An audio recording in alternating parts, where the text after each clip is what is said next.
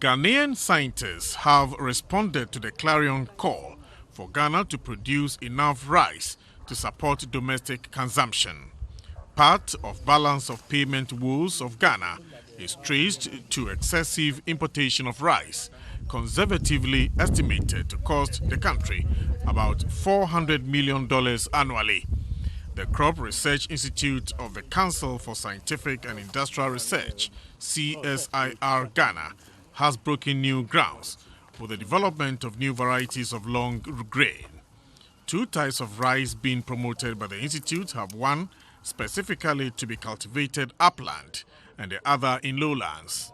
At the CSIR experimental farms, scientists and Korean partners focused on the rice adaptive to conditions upland, currently piloted in Kejebi and environs in Oti region.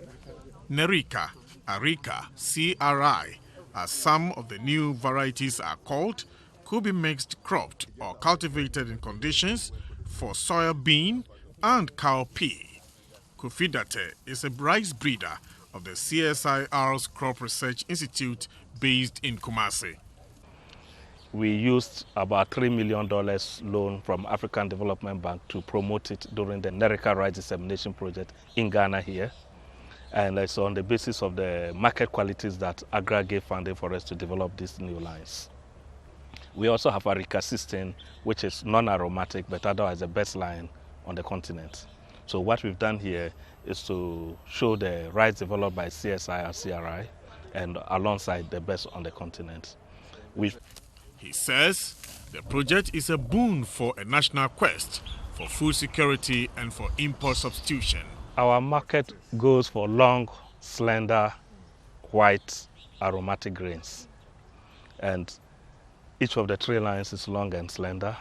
It is aromatic.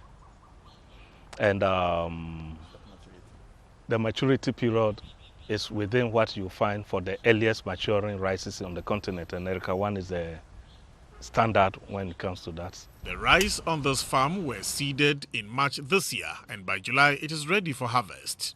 The rice on this farm were seeded in March this year, and by July it is ready for harvesting. The Crop Research Institute indicates that the new rice is not genetically modified. The CSIR went into full-blown research in rice, sponsored by the Alliance for Green Revolution, and then partnered by Korea in knowledge transfer. New varieties of rice coming out of the project erases a deficit to some extent.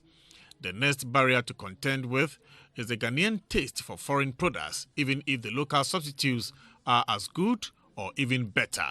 Napoleon Atukito reporting.